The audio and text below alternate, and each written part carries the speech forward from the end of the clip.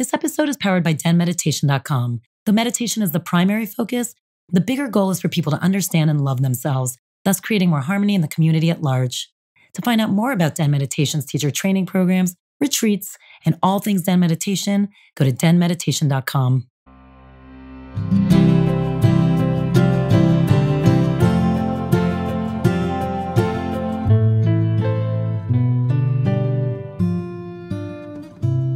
Welcome to DENtalks podcast. This is Tal, the founder of Den Meditation, and your host of today's episode with Rob Wergin. We are so unbelievably lucky. He is such a powerful healer. His story is incredible, which he gets into, so I'm not going to tell you too much about it because he does a beautiful job telling you. But what I can tell you, this is a guy who was very lost and had a lot of shit happen to him.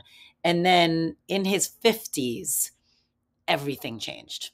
And I love that. It is unbelievably inspirational. Not only did it change, I mean, he literally got like knocked over the head with conversations with God, and he changed his entire life. And now he has not only helped people walk again or cured cancer or just helped people really clear some deep emotional blocks. He is an unbelievable, beautiful channel for healing. And he tells some really incredible stories. But I also love, like, stay in it, because we talk a lot about our kidneys and fear and what is happening in our society. And he will go through what he sees the most. And you're going to probably be like me, where I was like, check. Yep, I have all of those things. And I will tell you, having spoken with him and have done this interview, his energy is so powerful. If you're open, you receive an incredible clearing while listening. Jonathan and I got on after this conversation, and he even said it too. He's like, I'm so inspired. I mean, you will leave this conversation feeling inspired. We're very grateful for him, grateful for this conversation, and grateful for you guys. So thank you for being here, and drop us a line and let us know what you think.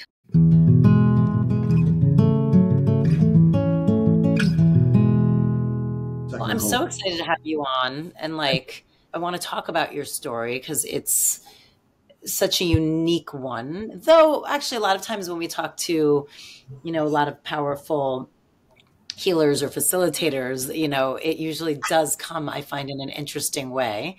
And, it's a time where people are, I think, awakening to this idea. As you know, you were part of the Heal documentary, but awakening to this idea that we are more than just these physical bodies. Mm-hmm. And there are ways for us to evolve and change and heal ourselves by kind of embracing that. So I'm really excited to have you on to talk about that and talk about you specifically.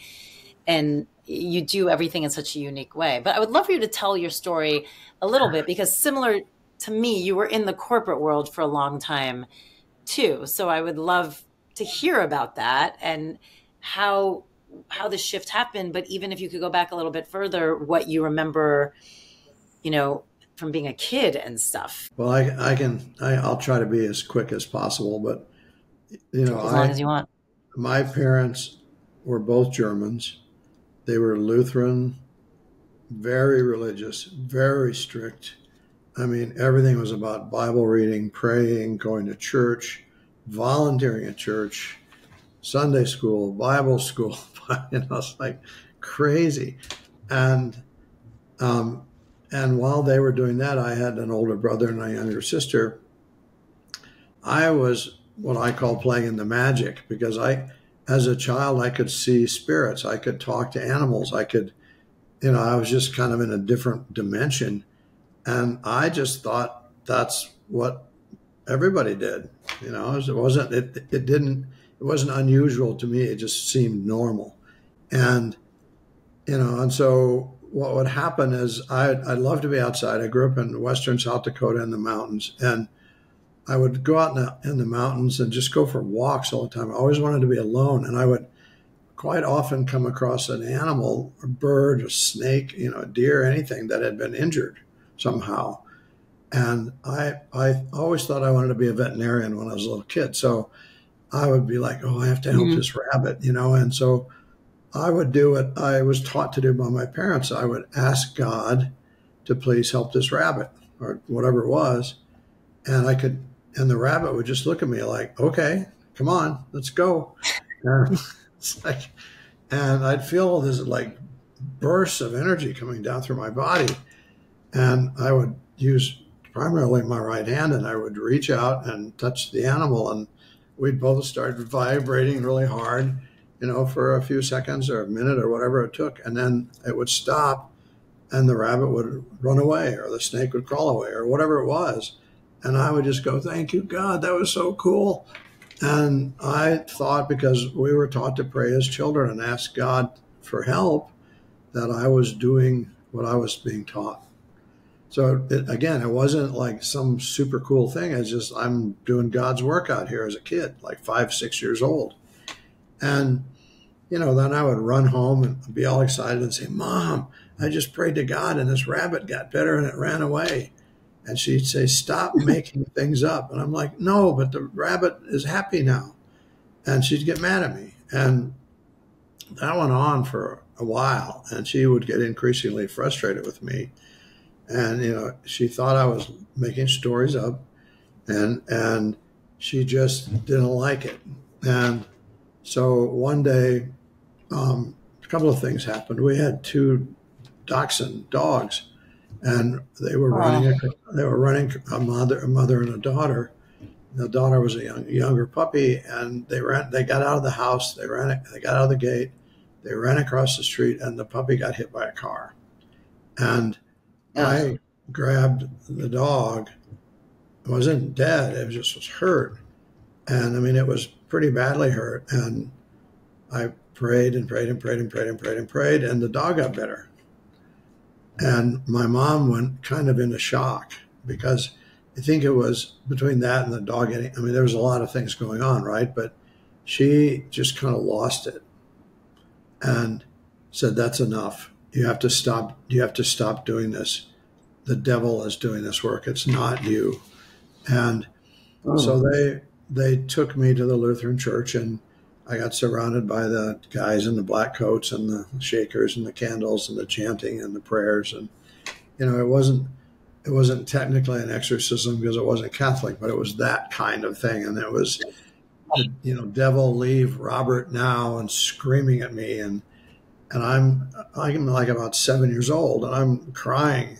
I'm like, I don't understand. I didn't do anything wrong. I just asked God to help. And, and they told me I was going to burn in hell and all these wonderful, things. That a little kid loves to hear. And so I kept saying, I don't understand. I don't understand. I'm not doing anything wrong. I'm doing what you told me to do. I'm asking God to help something, and it gets helped. And so how's that the devil? Anyway, obviously I lost that argument. When you say you lost the argument, and I get what you mean, when you look at it from a broader perspective, did it have any effect besides the fact that you're like, okay, I won't do this, but did it have like a belief system effect in you? Or did you always have the belief system and you kept it separate? Or did it start to really confuse you or scare you? That's a good question. That's a really good question, because afterwards, my belief system did not change temporarily. And so I would go out on hikes and I'd run into things, and like a knucklehead, I'd run home and tell my mom that I did something. I can tell her. I'm like, what a dummy, right? Or my older brother would take great thrill in saying, he's doing that thing again, Mom. He's doing that thing. And, I would get punished pretty severely. And I don't remember for sure. There was some point where I just said, you know what? I can't do this. And I literally erased it. It was gone. Wow. And so it wasn't gone. And when you say, I thought it was gone. My perception was that I couldn't do it anymore. I didn't see spirits. I didn't talk to animals. I just was a kid. I played baseball. I played football. I had a paper route. I was a kid. And I completely, honestly forgot that I did what I did earlier. And I forgot. I had no memory of it. It just left me. And which, I love how these things unfold, because when you can look backwards, you can see how there was a progression of things that needed to happen in order for me to be talking to you today. And one of them was that exorcism. They scared the crap out of me. And in doing that, they allowed me to be a normal human boy, a normal human being, and have normal human, I have nothing I've had is normal, by the way, but I had a normal life. I had life Typical. experiences, typical. I wasn't in a circus show or a sideshow or on Ed Sullivan show or writing a book or being taken around and tour. I was just a kid with a paper out and a baseball glove, right? And so, after this is me looking back now. This is not me looking at the time. Because, Yep. as an older child, as a teenager, and as a young adult, I was in an enormous amount of therapy because I even though I didn't understand what I was in therapy for, I had this feeling that I was worthless. I was no good. I had no self worth. I had no self confidence. I was very shy. I was pulled within, and I was in therapy. Um, and and again, as I look back, that was a gift because I now understand what people tell people talk about being in therapy. I get it because I was there, right? So I had all these really intense life experiences from then on that taught me about what it really feels like to have a diagnosis, to have migraine headaches, or to have near-death experiences, or all the things that happened to me became part of my life experiences. And so when I began doing this work 21 years ago and people started coming to me, I had nothing but compassion because Mm. I'd had in some form there the same experience they'd had. And so I realized that, my parents gave me a gift by shutting me down, allowed me to have this crazy human experience from age 7 until like age 50 something.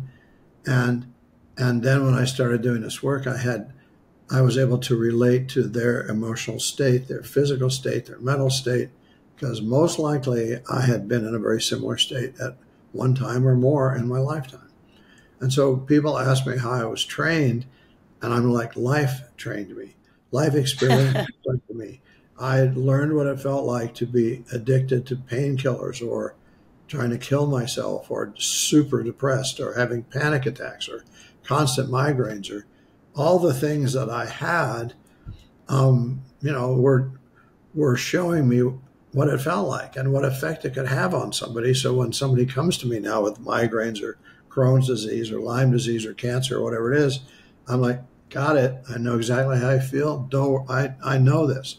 And I don't say that, but people can feel my compassion for them and they feel safe because they know I understand them. They don't have to explain it to me or tell me their story or get all tied up in their stuff. They just feel that I already know because I do from above, but I also do from my life.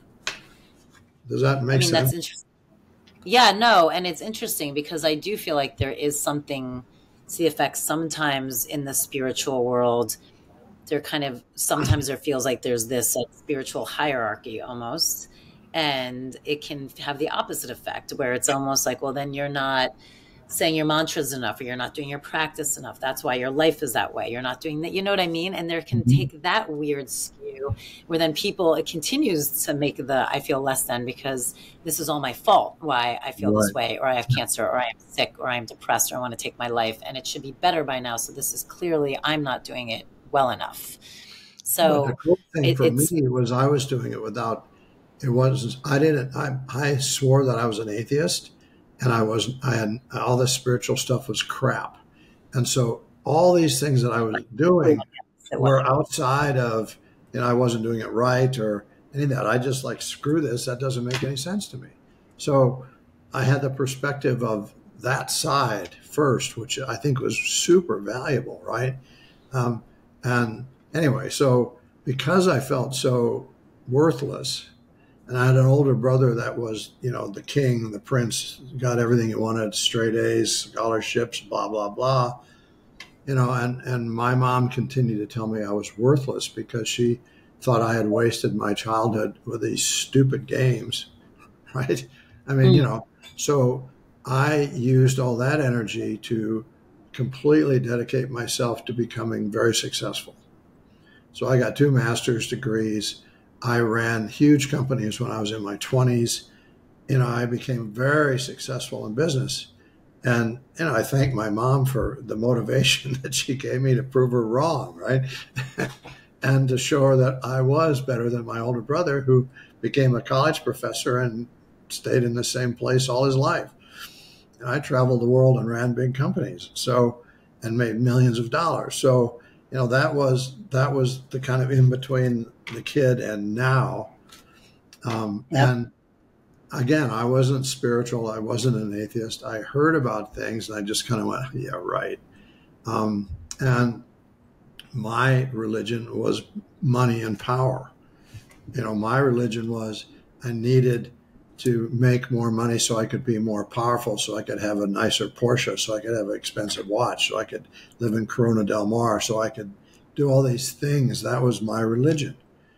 And then I'll be happy. Now I wear a $20 watch.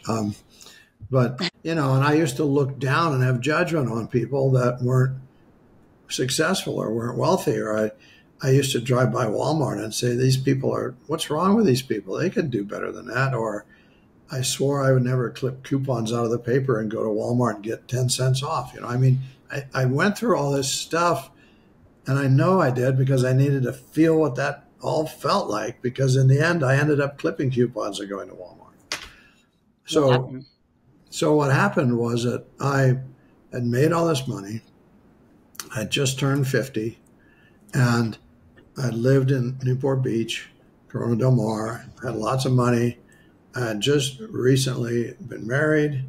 And, I was planning to retire in Montecito or Santa Barbara or Aspen, someplace. And I was betrayed, and everything that I had in my life, all my money, all my assets, everything that I had was stolen. And wow. I basically found myself standing in an empty house with some clothes and nothing else. I had 11 cents. And, that was, and at 50, when a guy is 50, we're going through our male menopause part anyway, right? And then to, have worked your whole life and have every dream shattered all at once, it was intense, right? So that was May I ask, how it happened? How does that happen like that? Was it a close friend? Was it Yeah, I was a wife and my best friend. So yeah, double whammy. Yeah. Again, but I see, I talk about betrayal. I'm like, I get it. You understand it. Right. I mean, I get it. I understand how pissed off you are and how hurt you are. I mean, anyway, so again, and I say, had none of that happened, I wouldn't be sitting here talking to you. Right. So I look at my life as every experience I've ever had was absolutely perfect, because it pushed me forward to where I am right now. And had I not been pushed, had I resisted, had I done anything different, turned left instead of right, or not missed that airplane, or not had a flat tire, or stubbed my toe, or whatever happened, I wouldn't be sitting here right now. So that, that has brought me to one of the teachings that I do all the time, is be grateful for everything, not just that you won $50. Be grateful you stubbed your toe. Be grateful you missed your flight. Be grateful somebody hurt you, because that's all part of the experience that's meant to push you forward, not to push you down. So what about? Go ahead. Well, I mean, I'll digress for a second and then get back to your story. What about, because I agree with that, and it's such a beautiful sentiment of really embracing every moment in your life, the good, the bad, the ugly, and the amazing, as all things to be grateful for, and then watch how it weaves. What about for clients who might be I was given a gazillion signs, this went wrong over and over again, and I just wasn't listening. Talk about the lack of beating yourself up for that too. Do you know what I mean? Because sometimes you're wait, I saw that should have been my moment. That should have been my gear switch, because I was that should have been, but then I just let 20 more of them happen because I wasn't ready, or whatever it is. How do you get out of that? And you're just be grateful for your, instead of beating yourself up about Well, not. I mean, I like to use myself as an example. The story I tell is I'm driving my really fancy Porsche down the Autobahn, and there's all these big billboards that say, Rob, do this, Rob, do this, don't do this, watch this, do this. And I'm just freaking driving, right? I'm not paying any attention. I'm not listening to the lessons, watching the signs. I'm just going forward.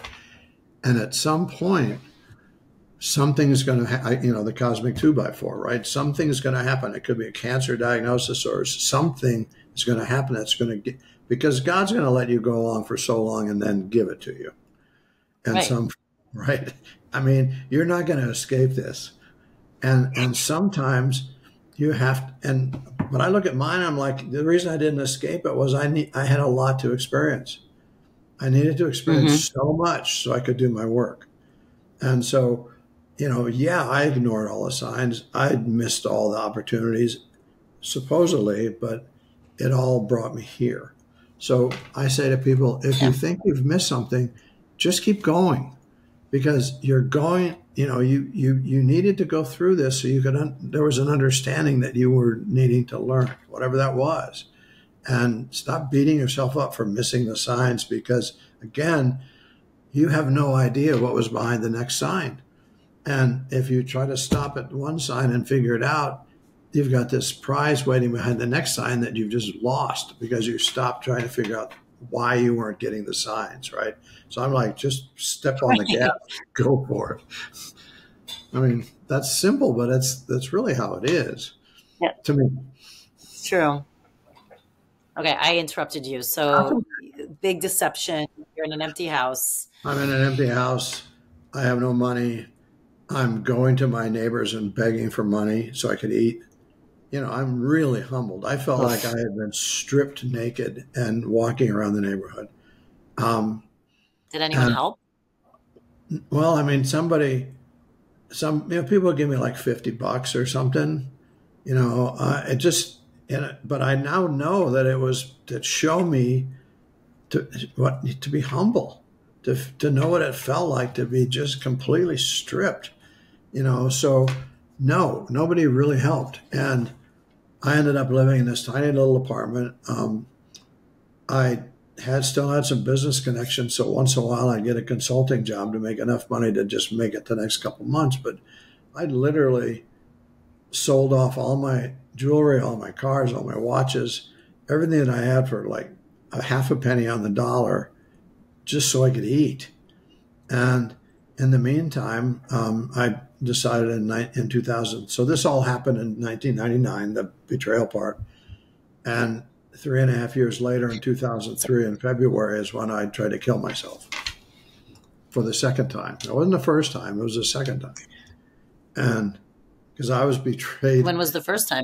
Well, I was betrayed in my 30s when my wife, who I had my 2 children with, was having an affair and siphoning money away from me and left me in a really bad state, with this guy. And again, I was fighting for my life and fighting for my business because a lot of money was taken. So, then my kids were taken away from me, and I'm like, I can't take this. So I took a bunch of pills, and divine intervention, a doctor friend of mine just happened to be driving by my house and said, "Oh, I feel like Rob needs help. I should stop and see." And I had just taken a whole bunch of pills, and he rushed me to the hospital, and here I am. So how many years prior was this to 99?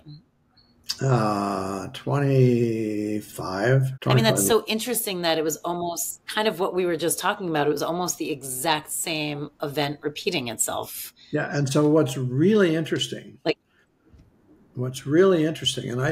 I again, things have happened to me that prove to me that what I believe are absolute true. Okay. So I was 51 years old when this happened in 1999. I was 51. When my father was 51, he was betrayed by his best friend, who took all of his money and made him, it was almost exactly the same situation. I never even thought about that until a few years later. I went, wait a minute. And so when I talk to people about Wow. one of the things that and then, okay, it gets even better. So my son, my son, almost at the same time, is betrayed by a woman who goes to a man who literally burns my son's house down and destroys all of everything he had. Okay. So again, I mean, this is really interesting to me because my life has been full of these extremes to make sure I get how these patterns repeat, these cycles repeat. Greg Braden wrote this amazing book called Fractal Time, and how we are all living in cycles. And if you know your cycle, you have free will to break the cycle. But if you just let it ride, it's going to keep cycling. And so I had read his book a few times, and I thought, wait a minute, this is actually happening to me. It's happening to my father. Who knows what happened to his father, my father, and me and my son, all having the same experience at about the same time in life. That was almost, it was very closely similar. Anyway, so. That's crazy. Well, but why do you think, and then we'll finish your story, but why do you think, because it's so interesting when ancestral like ties and stuff, but what do you think that's about, and why do you think it gets passed down?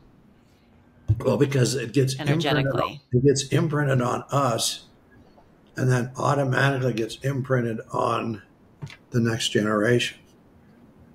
And so that imprint could lay dormant until some life experience activates it, and then all of a sudden it explodes, and the imprint repeats itself.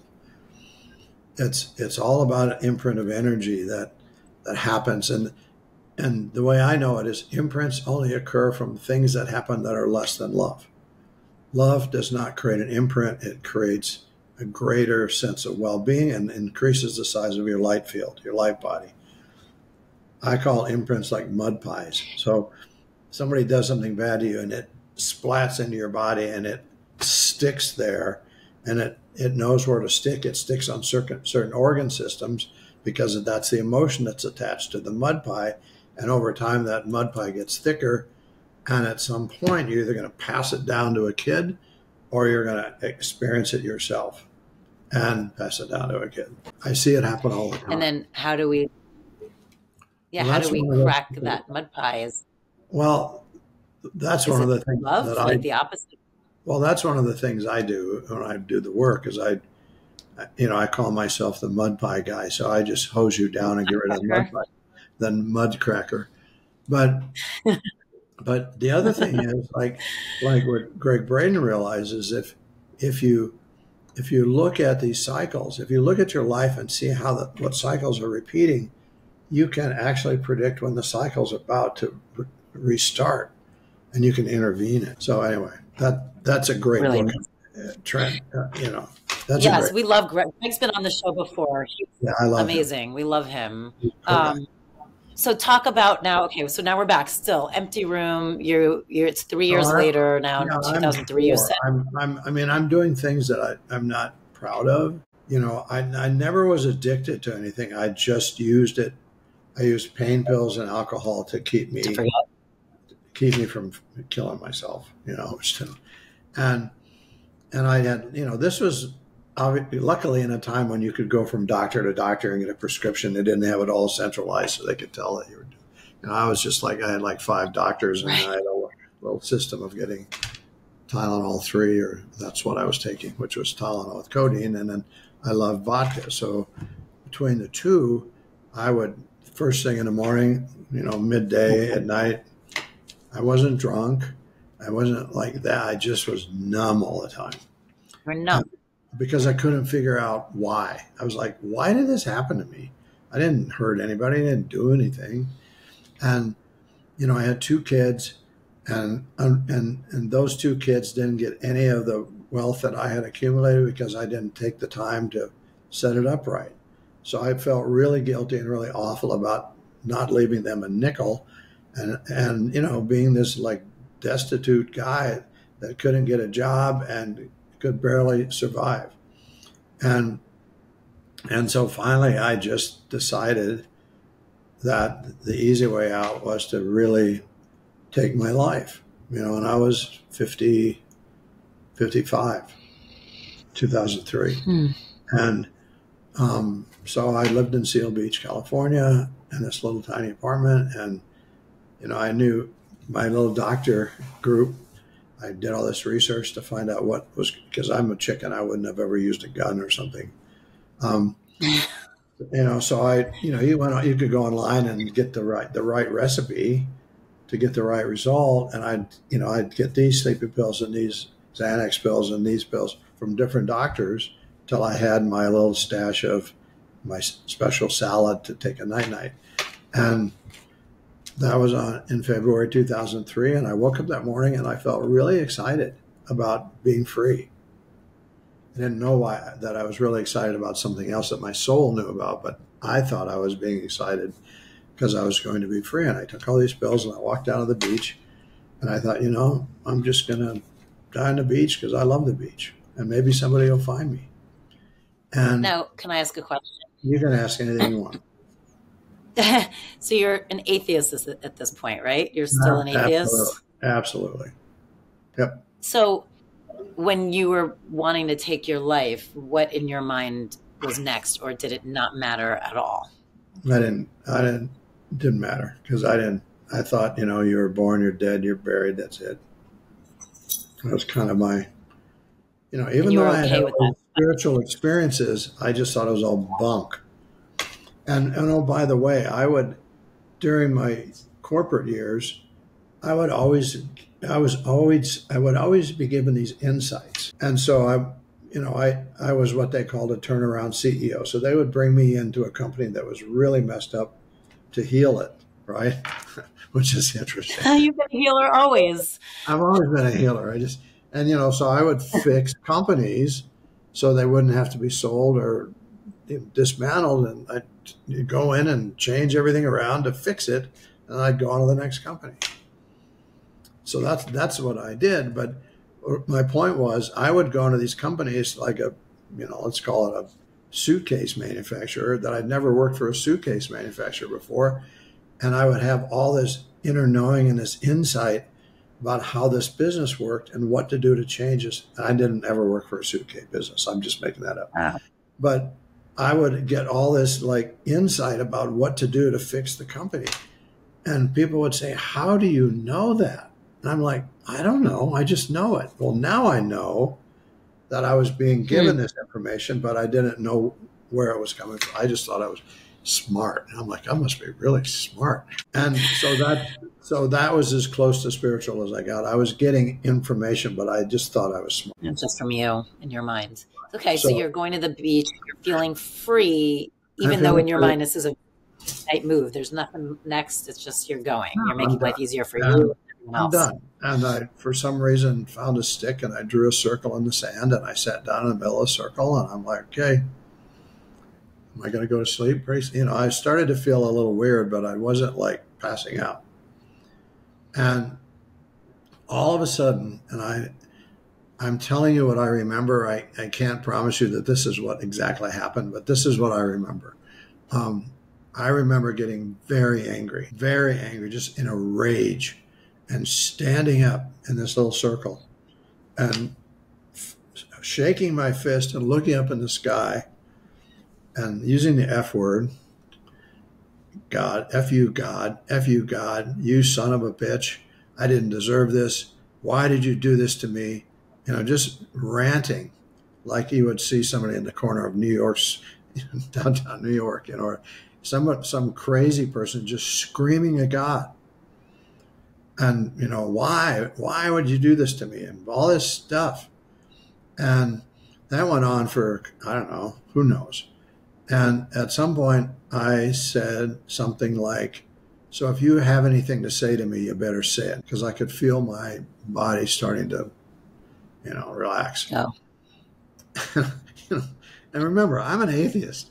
I don't know why I'm yelling at God. It makes no sense to me. But I'm mad. I'm mad at God, even though I don't believe there's a God. And I'm like, so if you have anything to say to me, you should say it now. And I heard something. And I thought that because I'd taken all these pills that I was just hallucinating. And, then your little talker in here was saying, you're just crazy, dude. You've lost your mind. You're just crazy. You're not talking to God. And I'm like, yeah, you're right. And I'm like, yeah, wait a minute. What? What'd you say? And I heard some stuff again. And I'm like, I'm crazy. I must be dying because I think I'm talking to God or whoever. I mean, I don't know who it was. Could have been my inner mind. Who knows? Can't prove it. Anyway, so after a couple of minutes, I started to try to figure this out by saying, all right, who is this? Who's talking to me? What do you want? Why do you bother me? I want to die, And I heard this is what I remember. I heard a very loud, clear voice that said, you have a choice. You've always had a choice, but right now you have a choice. And then a pause. I'm like, okay, what's behind door number one? I was like, what's my choice? And the voice said, you can do what you'd like. You can go where you want to go if you want. Or you can do what you did as a child, except with humans. And I was like, huh? What? Did What you even know what that was? Yeah. No clue. And I'm like, I don't know what that means. And the voice said, it means that you're a healer. You've always been a healer. And now you're supposed to work with people, not animals. And I remember going like, what? Like, are you freaking kidding me? And again, this guy's getting louder. You're really crazy, dude.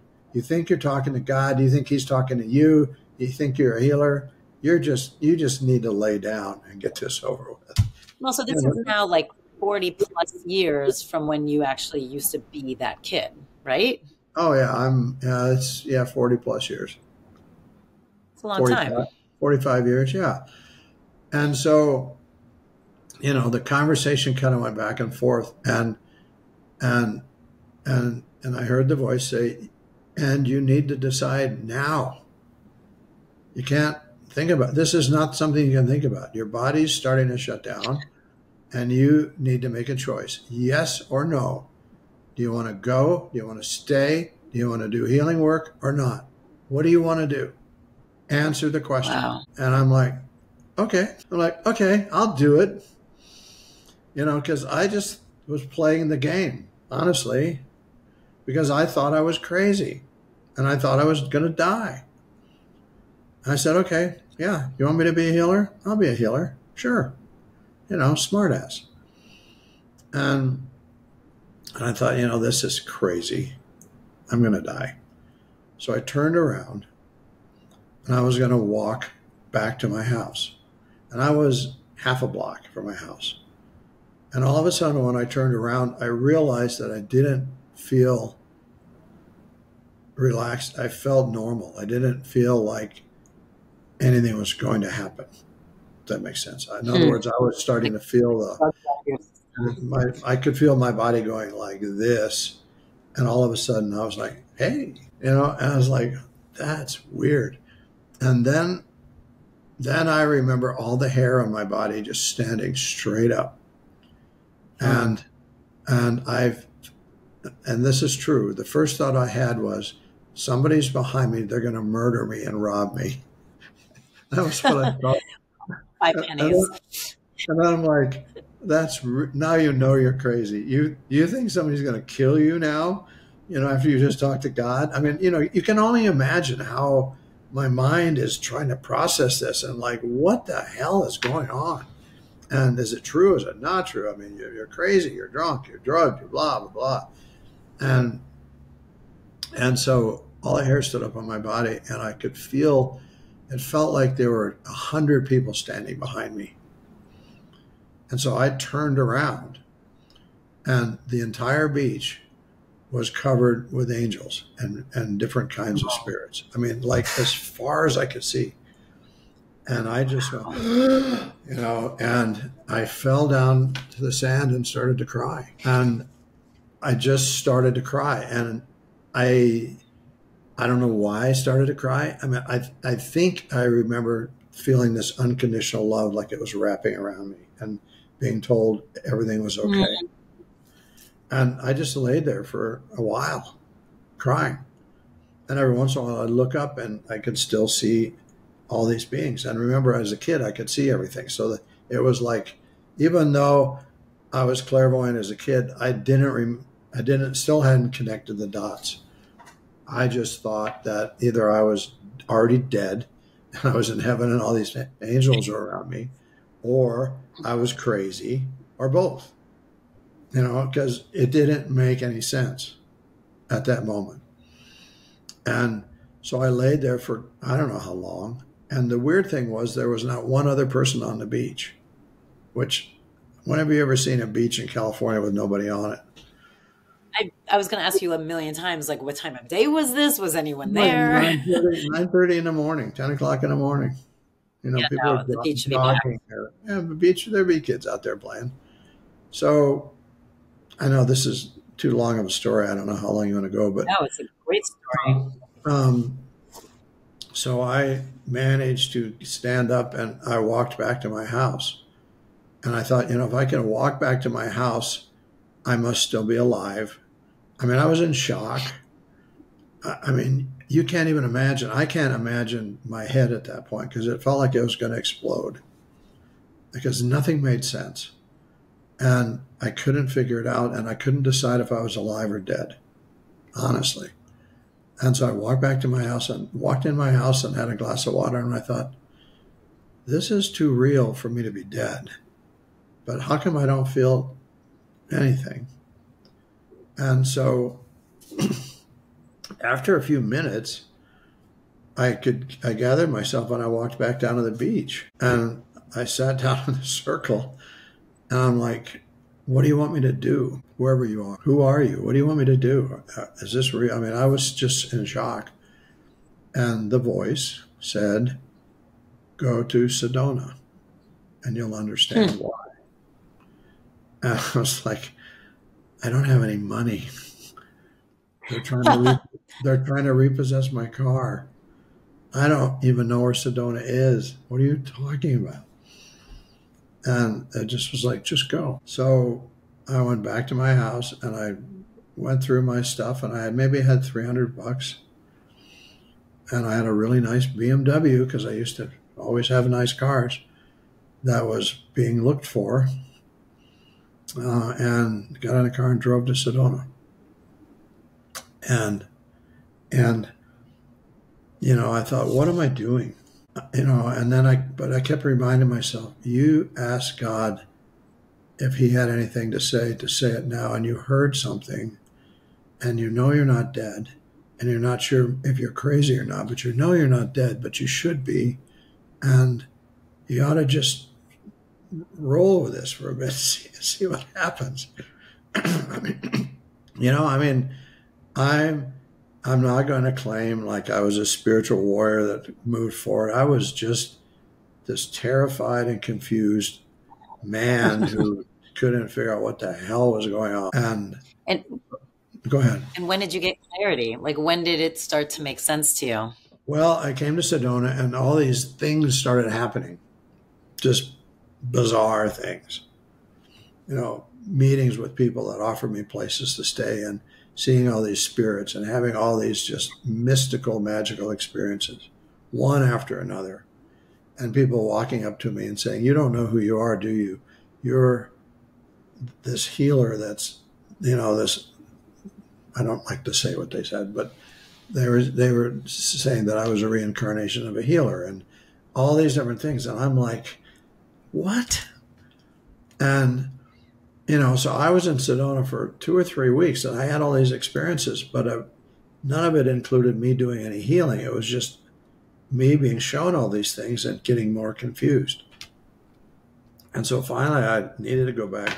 So I drove back to Seal Beach and I'm like, I don't know. And I didn't have anybody to talk to because everybody already thought I was crazy because I had gone off the deep end, right? So I wasn't like I could call my friend and go, "You're not going to believe what just happened." And so I went back to Sedona and I walked to the same spot on the beach because I thought that was my portal of communication. If I had to be I in was going that, to say it's a circle. it's my phone booth to God, right? So I would go back to that circle and I went back and I just said, "What do you want me to do? I don't understand." And Hold on. Did you try, like when you were in Sedona, did you try and communicate with that voice, with God? oh, they And it were was, all and you were, no, they were all around me. I mean, I saw every sacred being that you could name that came and spoke to me. And but did you have that specific conversation like you did on the beach? Could you no, do that? it was with it was with spirits, people So you like really did feel like I have to go sit in this circle to yeah, have because I'm unsealed, like to have.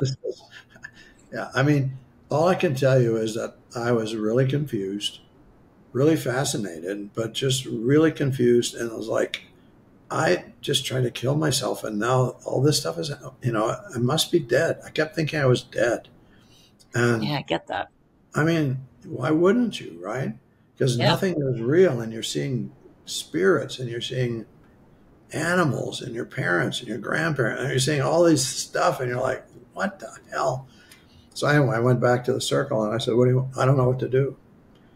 And the classic response was print some business cards. And I'm like, what? You want me to print business cards? For what? What would they say? And the voice said, you put your name, Rob Wergin, and put the word healer under it and your phone number. I'm like, okay. And I kept thinking, I asked to be spoken to. And if I'm being spoken to, I should probably do what they're asking me to do. I went to Sedona. It was pretty wild. Now I'm being asked to print business cards. That makes no sense to me, but I'll do it. And now I realize, I mean, as I go back, I realized that I was being asked to proclaim to the universe that I was a healer by printing a card with my name on it that said healer and then putting it up in a public place, which is what I was told to do. So I printed some cards, put it up in a Whole Foods type health store on their bulletin board, and proclaimed to the universe that I was a healer, even though I'd never done any healing in my life, nor had I. That's how That's it's done. crazy. So what was your first time? How did you get your first experience? So, I mean, I didn't have a car. I'd lost my car in Sedona. They found me in Sedona and took my BMW. So, and the funny story is I see my BMW driving away and I start to get really mad because my favorite Eagles CD was still in the car and they were Oh, taking the Eagles CD, not my car. So, I mean, like crazy, right? So anyway, I put these cards up and I walked back to my house, which is 3 blocks away, and my phone rings. And this woman says, "Hi, may I speak to Rob?" And I'm like, "Speaking." She says, "Hi, Rob, I'd like to make an appointment." And I said, "For what?" I mean, right? For what? Life insurance, gutters, what do you want? What are you talking about? She goes, I need a healing. And I went, "Oh, did you see me at Whole Foods or whatever that place was called?" And she goes, "No, I'm up in LA, like 50 miles away." And I said, "How did you get my card?" She goes, "What card?" And huh. yeah, this gets crazy. And she said, "Your assistant gave me your number." And I said, "My assistant?" Oh, I just have the chills. Yeah, I mean, this is crazy, but it's true. She said, I'm handicapped. I was sitting in the front row of the bus in the handicapped seat, and this beautiful little lady with a white dress and white hair came up to me and touched me on the shoulder and said, "Honey, this man will help you. His name is Rob. Here's his phone number." And she said, Wow. "That's how I got your number, from your assistant." I'm like, "Which one?" I'm like, trying to be cool, right? And she goes, and your assistant said I could come today and I don't need to pay you. And I'm thinking, this is a great job. I don't get paid. I don't even know what I'm doing. And I said, I'm sorry, I'm booked today. This story could go on for hours. But anyway, so eventually I let her come. I got a massage table from a garage sale or something. And she came and she wouldn't give me her name. She wouldn't tell me anything about her. She said, if you're real, you already know everything. So I'm not telling you my name, my phone, nothing.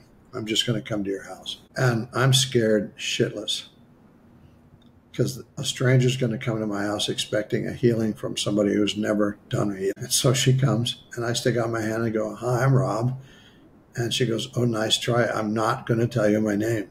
I'm like, I didn't do that because, I'm just like, okay, I'm going to call you Dolores then. I don't know. And she said, can I come in? I'm like, sure. She started talking and she's like, how long have you been doing this anyway? I said, oh, you're the very first person I've ever worked on. You told her. I told her the truth. What am I going to say? And she started laughing. And she said, oh, right. You have an assistant that's out there finding people for you to help? Sure. This isn't your first session. I'm like thinking, okay, I told you, I'm off the hook. I didn't lie. And so speed things up. She gets on the table. I don't know what to do. I look up and say, okay, God, you got me into this. We need to do something here because I have no idea what you want me to do. And the voice said, just put your hands under her head, just hold her head and ask her to close her eyes. And I did that. And the spirit of her father came in and called her by her real name and told me all these things, which I told to her, and she started crying. And there was this amazing healing between her and her father, who had just passed like 2 weeks before. And then this next spirit came in and pushed Daddy out of the way, and it was her boyfriend who had, quote, committed suicide 10 years before. And he told me the story about how it wasn't a suicide, it was a robbery, and it made it look like all the stuff. And I'm just sitting there going, what the hell? And I'm seeing these spirits. They're talking to me. I'm talking to her, what they're saying. I'm watching her body change. I'm watching her energy change. I'm watching everything change about her because she's finding out the truth about her father and her boyfriend, who she thought had committed suicide, never left a note. She thought it was her fault. For 10 years, she felt guilty and had gained like 300 pounds. That was my first one. And then she left, and I just laid on the floor and cried. I'm like, what is going on? And then about an hour later, this woman called and said, hey, I'm in Ralph's Market, and I was at the produce stand, and I was crying because my son committed suicide a year ago today. I was just crying and crying and crying. And your assistant walked up to me and put her hand on my shoulder and said, honey, yeah, same lady, whoever she was, and said, here's his number. Call him right now. He'll help you. So this woman calls me and said, I'm in Ralph's and whatever, and your assistant said you would help me, and could I please come now because my son killed himself a year ago today. And I'm like, okay. And so she came, I put her on the table, put my hands under her head. I'm like, I got this, and son showed up with dog because he'd taken the dog with him in the car when he turned the car on, and they both died in the car. And he told me all these things and told me why, and it wasn't her fault, and told her about this flower that was blooming in her backyard that he'd planted, and so she could always remember he was always with her with this flower, all this cool stuff. And, they left. And again, I just was devastated on the floor. And then about 3:00 in the morning, that same morning, I got a call from this Hispanic lady who's screaming to me in Spanish. I am like, I don't know what you're saying. And she spoke to me in broken English and said, my brother, he's trying to kill himself. And your assistant came out of nowhere. We're in this church, and she said, call you and bring him to you right now. I'm like, this is crazy. And they're all being told by my assistant that they don't have to pay me. And I don't have I have like zero money. Well, it's your assistant. I'm like, thanks. Can you tell my assistant that she needs to talk to me? I need to talk to her. And so this young comes in the same thing. I put my hands under his head. All these angels show up in a room. They start communicating with him. He knows he's connected to God. He leaves. And so that goes on for like 2 weeks. These people just come out of nowhere from my assistant. And then one day I at my phone booth down on the beach, and I'm like, okay, this is really cool. What do you want me to do? And the voice said, move to Sedona.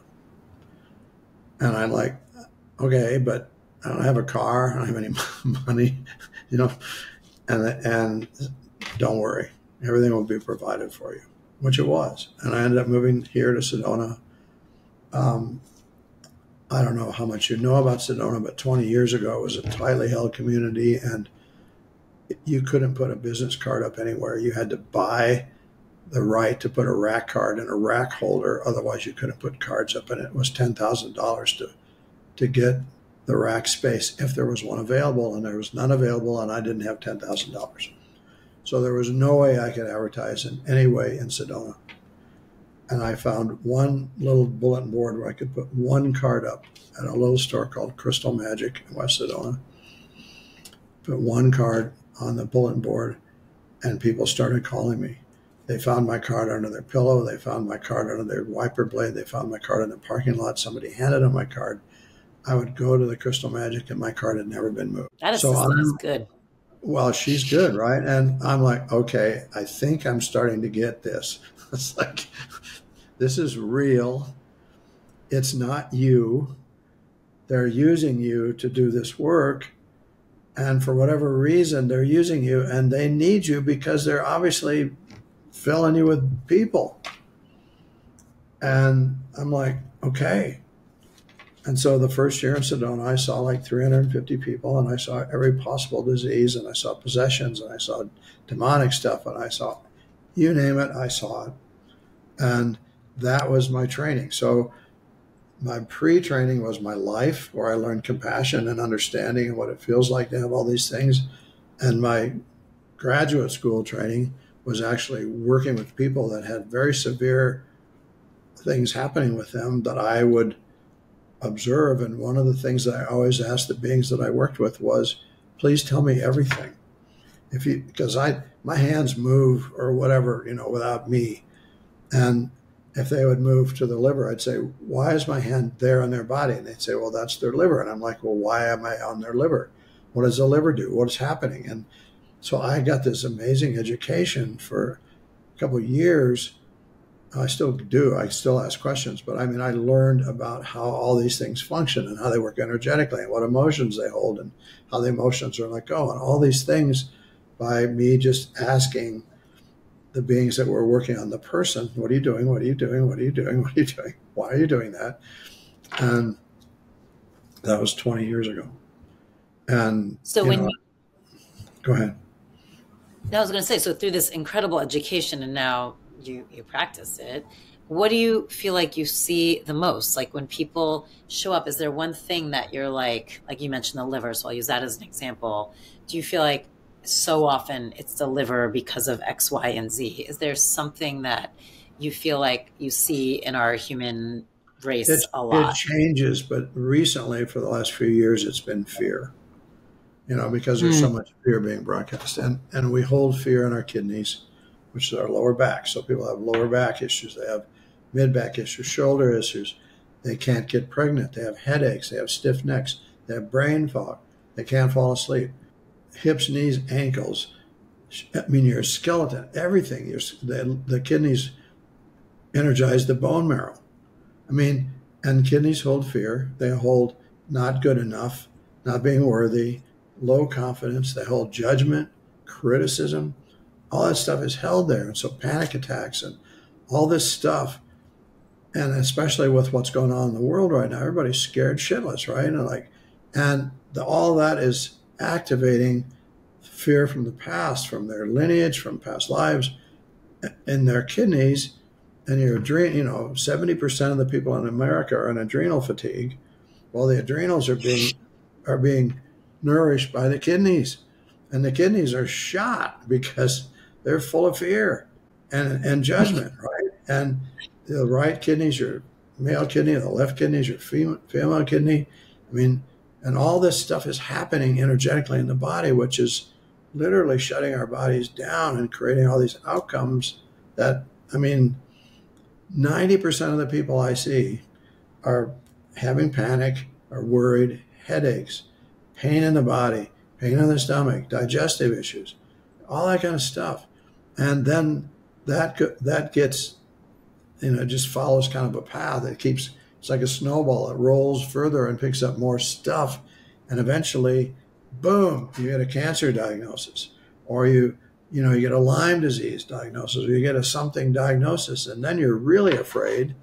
And then you take all these drugs that even compromise your kidneys even more. I mean, it's crazy right now. And so, I mean, that's the most common thing. I typically go to people's kidneys first. It's funny because I was like, I feel like I fit so much of that. So is there like a protocol or something you could be like, okay, everyone needs to be doing this and taking care of their kidneys and their emotional aspect within their kidneys in this way? Yeah. So, yeah, I mean, I like to make things easy. Okay. I'm not a metaphysical guy with a lot of fancy words and, all this stuff. I'm just like, this is how you do it. So, like in English, right? So, number one, kidneys are like sea sponges. Okay. Your blood flows through your kidneys.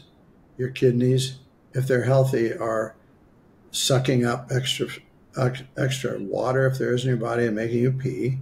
They're filtering out minerals or things that aren't supposed to be there for you. And, and your blood's flowing through there, and they're supposed to be like sea sponges. Well, most people look like sea stones, right? And so, and as they get that way, they start to kind of twist. So you get curvature of the spine, you get back issues, you get pulling down on your shoulders, you get neck stuff, you get jaw stuff, you get tinnitus in the ears, you get brain fog, your hair falls out. I mean, all kinds of shit. Everything of me. Check. Yeah, can't fall asleep, can't get pregnant. I mean, it just goes on and on, right? And then, and it's because, and your body's giving you all these signs like, hello. And so one of the most important things you can do, and one of the things I always say, one size does not fit all. And there's people out there that tell you to do stuff and everybody runs and does it. And it's really bad for half the people and really good for half the people, but it's not good for everybody. But one thing I know is that one of the most important things to do for your kidneys is to drink a lot of water. And that means not drinking reverse osmosis water, which is what most bottled water is, because you're drinking dead water. It's had everything stripped out of it. And when you do that, what happens is that is increasing the kidney's effort to pull stuff out of your body. So you're actually depleting even more minerals out of your body and making your body even less healthy. So reverse osmosis water is like poison. And if you don't believe me, go on the World Health Organization and type in reverse osmosis water and read all the bad stuff about it. It's like drinking distilled water. You drink distilled water for one day to kind of cleanse yourself, but you don't drink it every day. So spring water. Right. Spring water. Mountain Valley and the green bottle you get on, it was spring water. I don't care if it's Evian or whatever, spring water or even well water, but something that comes out of the earth that's really alive, because your kidneys need that right now. They need to have some life put in them. So that's number one. Number two is people's least favorite one, which is stop drinking coffee. Coffee is one of the worst things you can put in your body. And it's not, there's all this stuff about caffeine and blah, blah, blah, blah, blah, blah. It's none of that. The challenge with coffee, whether it's Hawaiian organic or Walmart special, any kind of coffee, and you could check this out in a minute, is at the bottom of your coffee cup is going to be this kind of an oil slick. And that gets in your kidneys and clots. So coffee, it's like slime that's blocking your kidneys' effort to filter. It's like plugging things up. Isn't that interesting? And so tea black tea, green. It's not as much the caffeine as it's the sludge. And it doesn't matter if it's decaf or it doesn't matter. You could take 100 cups of coffee and at the bottom of every cup is going to be this black stuff. I love coffee. I love coffee because it's the only thing I can do. I don't do alcohol or anything else. And I make it, I let it sit for a couple of minutes. I don't stir it ever. And I drink like the top part. I don't go all the way to the bottom and I don't stir it. I'm still getting some of that stuff, but I'm not gulping the whole thing down and getting it in my kidneys. Okay. Right. Well, that's good cheap for people who are caffeine drinkers. It's too bad because it's like, because a coffee enema is actually good for you. And I'm saying that's a joke from God. It's like, wait a minute, God, you got this backwards. The coffee enema shouldn't be good for you. And the coffee drinking should be good for you, right? Like, that's hilarious. and the other thing that really helps the kidneys is just simply gratitude. Simply putting your hands on your back and saying, I'm so grateful for my kidneys. I'm so grateful they're healthy and keeping me tall and strong and healthy. And just doing that a few times a day is huge. But the one thing that we've been talking about in some of my classes the last few months is the concept of affirmations and concepts of people teach you to say, I am healthy, I am healthy, I'm healthy, I'm healthy, I'm grateful, I am grateful, those things. And a few months ago, I said to one of the masters that I was talking to, I said, so why doesn't that work? Because it really doesn't all the time. And, right. And I agree. And you could say it 1,000,000 times, right? And it was like, okay, I've been saying I'm healthy for the last 5 years. How come I still have cancer? And it's because, and I did a whole course on this, which is really fascinating. They said it's because of it's not the first thought, which is I am healthy. It's the second and third thoughts, which come in after it, which says this doesn't really work, or I'm getting tired of doing this, or, just try it. I am healthy. And you're going to hear all these other thoughts. And those second and third and fourth thoughts actually completely disrupt the first thought, which is I am healthy, and scatters the energy and nothing happens. And so you have to learn how to listen for the second and third thought and not tell them to go away or to shut up, but to thank them for coming forward as a second and third thought. And then after you thank them for leaving, and practice that a while. And it's really powerful. So that's another example. And then the fourth thing is stop watching TV. I mean, stop. Oh, interesting. Why? Well, because it's all being broadcast in fear, right? Everything you watch is fear. And fear, so different organs in the body are magnets for different emotions. And the kidneys are magnets of fear, for fear. They're magnets for worry and judgment, abundance, abundance, money, love, confidence, all those things, kidneys. So we're constantly doing things that are challenging our belief that we're healthy and that we have a divine right to be abundant by feeding with stuff that's in opposition of that, right? Like watching TV or having second thoughts or drinking coffee or whatever we're doing. So to me, the kidneys are super important. And depending on your body chemistry, and everybody's different, a good, things like mushrooms and ginseng and some natural plant medicines, again, if you understand your body chemistry and you know what you're doing, can be really helpful. Ginseng and mushrooms happen to be really good for the kidneys, but different types of ginseng and different types of mushrooms are for different types of people, right? Because nobody's, if you had I was going to say, what do you mean by that? I get that we're all different, but like how can certain mushrooms, let's say, have a bad effect on some people's kidneys? Yeah. Oh God, yeah. So the trick is, I've learned this just by my experience. Let's say you had an identical twin sister. You look the same, everything the same. Your body chemistry is probably not the same. So here's an example. Years ago, somebody said, if you have cancer, drink bone broth. In some body chemistries, bone broth actually accelerated the growth of cancer. Celery juice is the same thing. Not That's everybody should drink celery juice. Celery juice can cause thyroid problems in some women. And so it's like you can't, I'm not criticizing anything, but we're all different. We all have body all our blood types, our saliva types, our blood.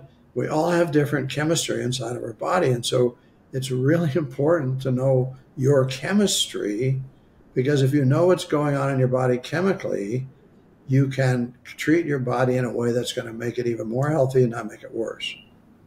And how does one do that? Through intuition or medically? Well, no. There's actually a test. I don't get any money for this. I don't. I mean, I don't take any money for anything.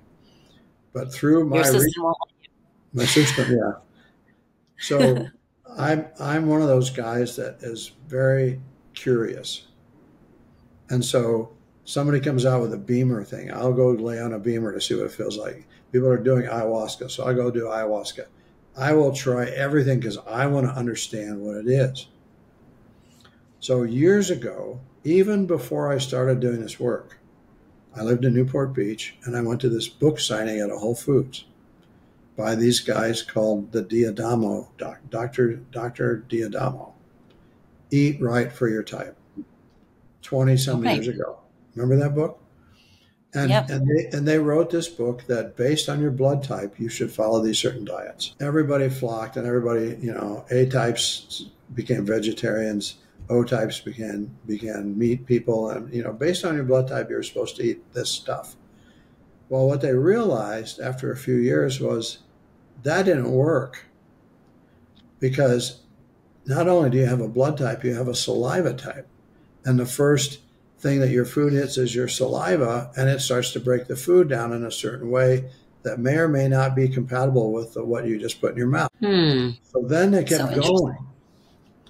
And they were the first people to actually DNA genome map your body, meaning that they, through a simple blood test that you can do at home, this all costs you like $150, by the way. It's really expensive. You prick your finger, because most people don't know what their blood type is. Most people guess. I'm probably an O. There's all kinds of blood types, but you don't know what it is until you check your blood. And you spit in a tube so they get your saliva type. Then they have you measure the length of your jaw and all these crazy things that you're like, what are you doing to get your genealogy so they can see where you descended from? Did you come out of the cold north? Did you come out of Africa? Where'd you come out of? And they combine, and then they map your genes, they map your DNA. And 23andMe is kind of doing this now, but they're not doing it like these guys are. And 23andMe is right. So you do this test that costs you like $150. You send in your saliva and your blood in this long questionnaire, and they send you back like a 60-page document that tells you everything that's going on in your body about your chemistry, your blood, your saliva, the foods you should absolutely avoid, the foods you should absolutely have, the foods that you should kind of avoid, the vitamins you should take or not take, the exercise you should do or not do. I mean, it's unbelievable. And then they give you recipes like, okay, so you're the type 0006. Here's some recipes that match up to your body chemistry. So cool. And it will tell you if celery juice is good for you or could kill you, or if pepper is good for you. I mean, it's because none of us are identical. And so you can't. That's fascinating. I mean, we all need water. Okay, we need water. Okay, that I will say.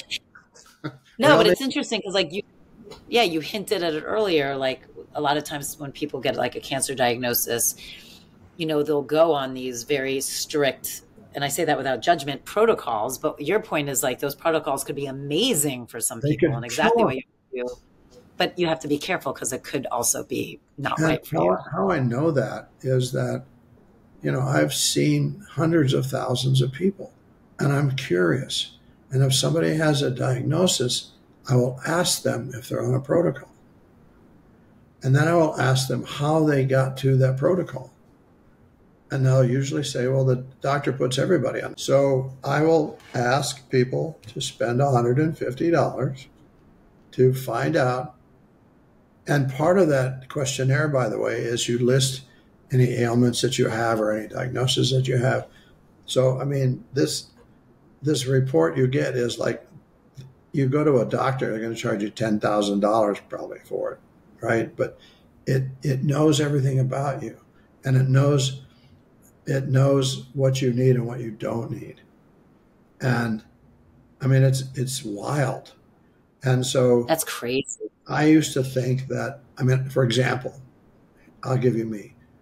I love asparagus. I found out asparagus was really bad for me because it created a chemical reaction in my body that was causing my thyroid to act up. Asparagus? I thought it was great. Everybody says, eat your asparagus, right? I mean, so it's that kind of stuff I think is important, especially now with all the other emotional toxins that we're taking on. You know, we could keep toxifying our body through eating, carrots if we're not supposed to. And, it's just, there's a lot of fascinating things to me, but I see these people all the time that are following protocols. And the first question I say is, are you getting better following the protocol? Are you getting worse? Or are you staying the same? I don't care. I'm not judging the protocol. I just want to know how it's working for you. And most of the time they're saying, I'm not getting any better or I'm getting worse. And then I said, so why are you continuing to do it? Well, because so-and-so told me it was right. I'm like, well, I'm not a doctor. All I know is what I know as from experience. And my first recommendation to most people is find out what your blood chemistry is and go from That's why incredible. Not? Why not? When you talk about also, like when we talked about the kidneys and some of these other things. I'm sorry, we got off. No. I love it. And by the way, I'm going to go do that test. So I'm appreciative. So it's called, but so what you want to do, and you can actually get it from Amazon, which is insane. They don't do the test. They just sell it and then you send it off to this lab.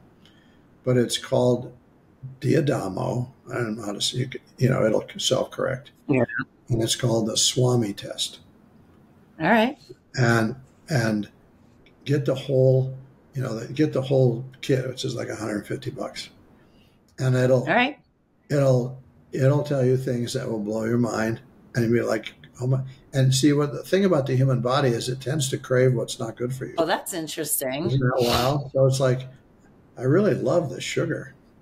And, well, that's a bad example. But, we tend to crave what's not good for us. And then you find out the reason you're craving it is because it's not good for you. And it's just how your body's made. That's all. And it's just information good to know. No, I'm very excited to do it. But like on the emotional component side, like because you described the kidneys, which I thought was interesting. You were saying like the more like the mud cakes go on basically, and the more the stuff goes into the kidneys and the toxins, how they kind of like, you kind of went like this, like it was like they almost aren't up and fresh. So I'm assuming a lot of that it's fear, and you were talking about not good enough and all these things. I'm assuming a lot of that starts from like your childhood, like childhood traumas that you bring into it as well. So the stuff that's there, let's say the longer or the deeper, like how hard is it to like, for lack of better words, like loosen that so it starts to get out? And you have to be aware of what the trauma is. Like, do you have to be aware of what the trauma is to release it? So I will give you my opinion. Okay. You could probably get a different opinion from somebody else. My opinion comes from my experience. That's where it comes from.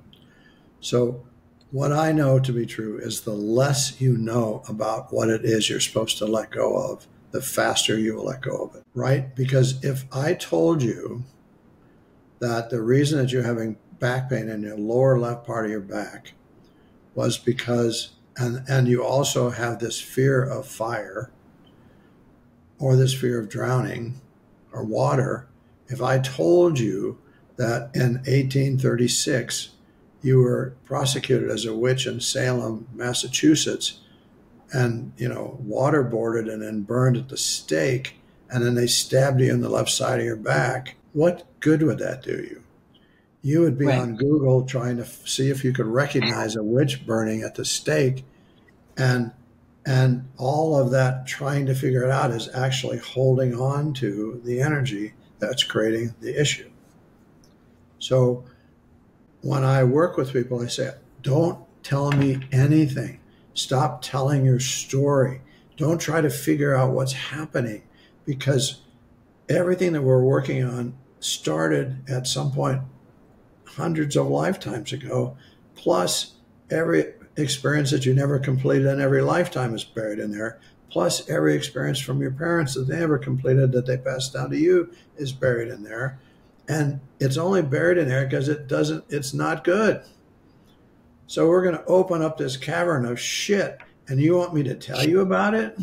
No. And if I told you about it and said, okay, I want you to, do this and do that to try to get that thing out of there, it wouldn't work, because you'd be trying to figure it out, which is resistance, or worrying about whether you did it right or not, which is resistance, or measuring the outcome, which is resistance. How about just let's let all the shit go and don't care? To me, it's a lot simpler that way, because then you don't think about it again. You're just like, wow, I feel great. That's what you think about. You don't think about, I feel a little better because he told me this thing that happened to me in 1836, and that makes sense, but I don't feel that much better. And now I want to do all this research on witches burned at the stake. The less you know, the easier it is to let it go. So I was going to say, is that a correlation then when you see like people that you've cured of cancer or can walk again? You have these big healings versus people who come in with the same emotional trauma, and yet they're, trying to get better and it gets better, but it's not that same huge healing. They keep telling their story because they believe what somebody told them about them to be true. Does that make sense? So yeah, I'll give you a personal example. And some people know about this, some people don't. But I tell everybody, so it's not us. So 3 years ago, on July 5th, I lived in Santa Monica. And I was walking my little puppy on the beach. And I had a major stroke. Knocked me down. And everybody in Santa Monica thought I was a homeless person, so they didn't even care. This guy's laying in the sand. It's like, I'm like, I can't move, and I'm like seeing feet walking by me, but I can't talk. I'm holding on to my little 6-month-old puppy, and nobody would help me. And finally, somebody helped me. So, long story short, they took me to UCLA Medical Center. It was during COVID. The first thing they wanted to do was give me a shot, which I said no to. And then, so they did 3 MRIs and 2 CAT scans and all kinds of tests. And I was in the hospital all day. And at the end of the day, the head neurologist for UCLA Medical Center came in and said, Mr. Wergin, you've had a very severe stroke. You're going to be in the hospital for 2 to 3 weeks and in rehab for up to 6 months.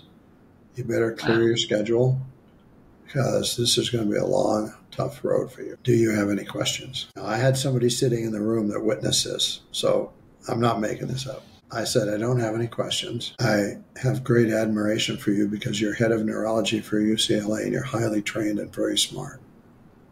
However, I don't agree with you. I do not accept your opinion. Even though you're trained to have that opinion, I don't accept it. I'm not going to own that opinion. I am going to be released from the hospital today because there will be nothing wrong with me. And he said to me, oh, you're one of those spiritual people, right? And I'm like, yeah, kind of. And he said, you're just fooling yourself. He said, we're going to do all these tests on you, and I'll be back at the end of the day to go over the tests, and I promise you, you're not going to get out of the hospital. May I ask at that point, like, what your symptoms were? Like, what were you presenting? Dizzy and unstable, and, I was not in a good spot. But I also knew that I have power over my own body. My belief will power my body.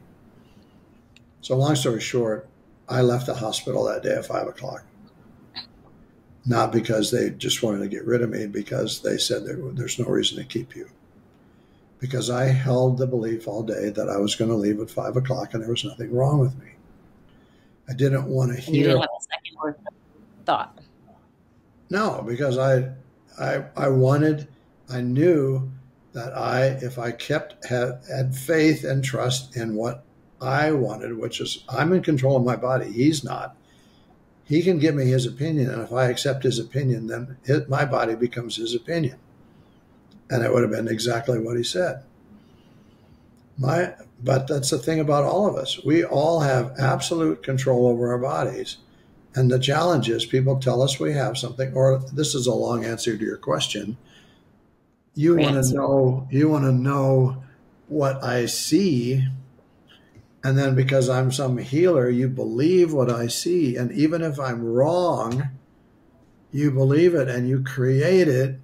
And there it is. How about believing that you're healthy? How about believing that you're vital? How about imagining your 95th birthday party with your great grandchildren around you and everybody's laughing? How about imagining a healthy, happy body? How about that? Instead of wanting, and your question is, I get it all the time, tell me everything you see, tell me everything you know. I want to know everything that's wrong with me. And I'm like, why? If I tell you, even if I'm right, you're going to manifest it even more. So I'm not telling you anything. And people don't like it. They're like, that's no good. I came here because I want to know everything. I'm like, well, sorry. You're not going to hear anything from me except look in your face, look at your eyes, look at your skin, tell me how you feel. That's all you need to know. You feel better, don't you? Okay. How's that pain in your stomach? It's gone. How's that pain in your back? It's gone. Okay. What else do you want to know? Then Be we're good. grateful and get out of here. Yeah, we're good. Job done. When was the first time for you then? Like, obviously, your assistant got all these people, you held their head in your hands, and then stuff was coming through for you. When was the first time you started, and how did it work? Did you start receiving healings? Talk about on the Well, personal it note was of. very simple. It was very similar to when I was a kid. When I would pray and I'd feel all this energy come down through my body. It was the same thing. So I learned long ago that, again, I'm in charge of my body. So I can pull this energy when I want to, but I don't have to pull it if I don't want to. So in other words, I could walk through Walmart and read everybody's energy and tell who's got what and see everything there is to see, but I don't want to see that because it's none of my business. And so I am in control of turning my gifts on and turning them off. And so what happened initially was I started feeling all this energy and I started asking all these questions. And I asked them if if I was just a conduit or went straight through me, or if I actually got some benefit from it. Now, all I will tell you is go watch the movie Heal that was filmed 8 years ago and tell me how much younger I look now than I did 8 years ago. And that's because I'm doing this work. I'm not getting facelifts or Botox or taking blah, blah, blah. I'm getting younger every day and stronger every day because I'm in the alignment of this energy. It's passing through me, so it's doing something. Now, people often, smartass, say to me, okay, Rob, if you're really a healer, how come you're wearing glasses? How come you haven't fixed your eyes? Or how come you had a stroke if you're really a healer? And I said, I know why I had a stroke. I had some untreatable pain in my back that could only be fixed by, quote, surgery. And when I had the stroke, my back went completely straight and my pain went away. And I have things like that happen to me so I can understand how important your opinion is, how important your belief is. I have glasses because I need to be humble. I'm not perfect. I'm still human, just like everybody else. So I don't walk on water. I don't fly in the sky. I wear glasses. I'm 76 years old. Give me a break, and it's all good, right? But we have to, I think the most important thing we can do is be very careful of our thoughts, because our thoughts are energy, and God loves us unconditionally. So there's no boundary around our thoughts. So the good news is there's no boundary around our thoughts. There's no condition around our Bad thoughts. news is So there's no boundary. we tend to kind of focus on the bad stuff, which continues to feed that energy to our body, instead of focusing on gratitude, health, which is feeding different energy to our body, which is creating health and wealth and abundance using gratitude and faith and trust. Right? It's no different. And people go, well, how do I do that? And I'm like, my favorite question to ask is, how many people in the room believe in the parking angel? And 75% of the people raise their hand. I say, okay, why do you believe in the parking angel?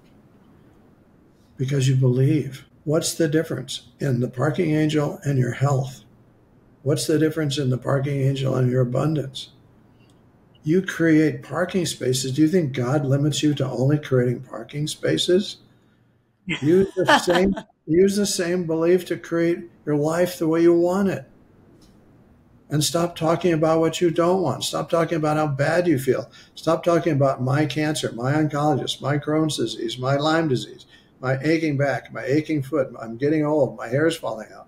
I'm depressed. Stop talking about that, because everything you say, your body's going, yes, yes, yes, yes. Okay, okay. Instead of, I'm amazing, like you asked me how I was, and I said, I'm amazing.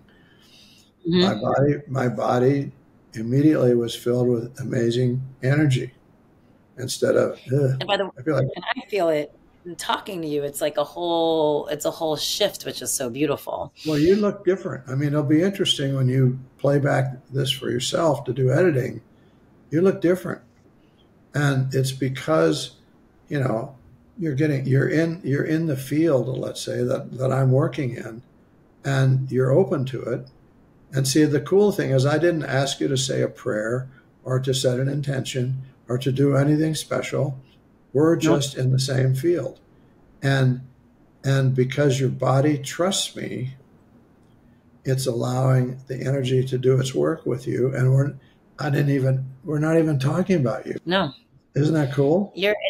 It's very cool, because I do feel it. I mean, I can totally feel it. I felt it pretty bright and sparkly, and there's some stuff in your body that's been fixed. And don't ask me what it is, because I won't tell you. But you know what I mean? You already made that clear.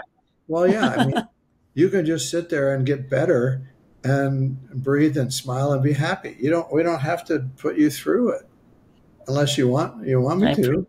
And then you'd be like devastated. Right. And then we start over. Okay, It's interesting. Yeah. One of the things that strikes me from this conversation, which I love, and I think because when you're talking about, you can, you had a choice. You can choose how you want to look at the situations. You can choose, like, yeah, sure, get a healing and hear all the bad stuff about it, or just be present in what the changes were, is this element of free will. Like, even you alluded that, when you went to Sedona, people were saying you were kind of like a reincarnated healer. There were all these things you came, I'm sure we all come with purpose, but you came with such big purpose, and you veered. I mean, it was 50 years that you veered and didn't even come close. You totally denounced it. You became an atheist. You denounced any connection. And to the bitter end, you easily could have said in that moment, no, I'm good, actually. Sure. I'm good with this lifetime. Let's call it a day. Yep, I could have. And I thought that was so interesting. There was no, and God still would have loved me, right? So here's what I say to people. I'm trying to give you some little tidbits here. Understand that God loves us unconditionally. God or Buddha or whoever that is, right? It's the universe loves us unconditionally. And part of unconditionally is called free will. And so the first gift we got when we were born was our breath. And our breath is our connection to God. The second gift we got when we were born was the gift of free will. From then on, it's up to us. And we can change at any moment. It's like you go to a psychic and the psychic says, blah, blah, because the psychic is reading the path that you are currently on in your thought and your energy. And you're like, I don't know. So instead of walking out the psychic store and turning right like you usually do, you decided, because you have free will, to turn left. And everything changed because you made that one turn because you could. Does that make sense? And so I look at Yeah. people as a big tree. You know, you start as this little sapling and you grow, and all these branches grow, and everything's going to the top. And you have free will to move from branch to branch whenever you feel like it. And eventually you're going to get to the end. But getting there is up to you. And you can fall off and make it hard, or jump around and make it easy, or have fun and swing around the branch, fall down and get hurt. You can do whatever you want. But eventually you're going to end up at the top of the tree in any form you want to do it. And so if you understand you're in charge, your thoughts create your reality, gratitude is very important, and you just stick with what you believe and don't vary from it, it's so easy. But we've made it so difficult because we think we have to have all these things that we say, or all the things that we do, or we have to wear the right crystal or the right bracelet, or sing Kumbaya backwards 3 times every day. I mean, all these crazy things. And to me, it comes down to understanding that your breath is your connection to your divine, and you're always connected, no matter what, and you have free will. So you can, you have a pattern. You agreed to do certain things in this lifetime, but if you don't do them, you have to do them next time. But you have free will. And one of the most powerful things I learned is so simple, it's like almost laughable. Okay, you want to hear it? Years ago, I was in Colorado. This is one of the best lessons that I've ever gotten. I didn't make this up. This was given to me by my friends. Somebody was, and a lot of times when I do live events, I'll ask people if they want to ask questions to whoever happens to be in the room. And this lady, probably in her 50s, obviously very agitated, very frustrated, and just, raised her hand. And I said, "What's your question?" And she said, "I am so tired of trying to figure out and learning my lessons. I can't figure out why. What's my lesson? What's my lesson? What was the lesson in this? What was the lesson in that? Have I learned my lesson?" All this stuff about lessons, right? And I hear this giggling going on with my spiritual friends, which in my experience means they're going to have really something cool to say. And it's probably going to be like smart ass, but it's going to be. So I said, "Do you want to hear the answer? Are you ready for the answer?" She said, "Yeah, I want to know about these lessons." I said, "Okay, here it goes. Listen to it." This is what they said. "You human beings have made 2 words into one. It's less on. The purpose of every experience you have is to have the experience and move on. But you have free will. So you can have the experience and hold on to it as long as you want, or you can let it go and move on. So the question is, do you want to be a less on or a more on, right?" And so isn't that funny? And it's funny, but it's true. So it's like when people say to me, and I know a lot of your listeners are probably going to click off by now. They're like, "This guy's crazy." But a lot of people say to me, "You signed up to have cancer." I'm like, "Okay, you signed up to have cancer. The moment somebody told you and verified that you had cancer, guess what? You've had it. At that moment, it's like my stroke. I signed up to have a stroke. I had a stroke. At that moment, I could make a decision. Am I going to go through the protocol that they're trying to tell me, or am I going to walk out of the hospital? You have cancer. Somebody tells you have Crohn's disease. Somebody tells you have this. Yes, you signed up to have that experience in your life. That is absolutely true. However, you just had it. You're with me? You follow me? I mean, this is a little crazy. I am. Right? So you signed up to have that experience, and so you can check the box now and say, okay, I've completed that. I've had cancer. And because you have free will, you can choose to keep having cancer and let it kill you or whatever, or you can choose to be done with it. And so That's so interesting.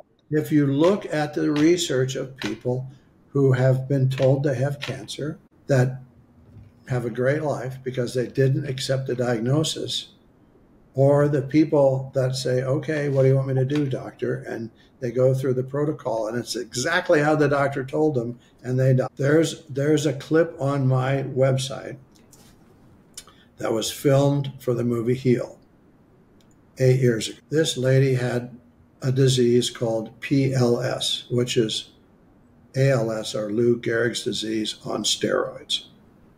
Okay? 50-some years old. Could barely talk, couldn't walk, really. We bring her in to film her in the movie for Heal.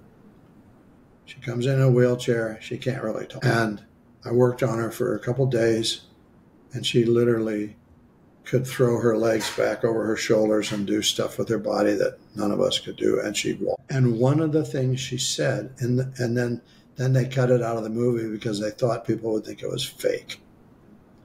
But I begged for the clip that's like 4 minutes long. And they finally gave me the part they cut out of the movie that's on my website. And she says, the doctor told me I had PLS.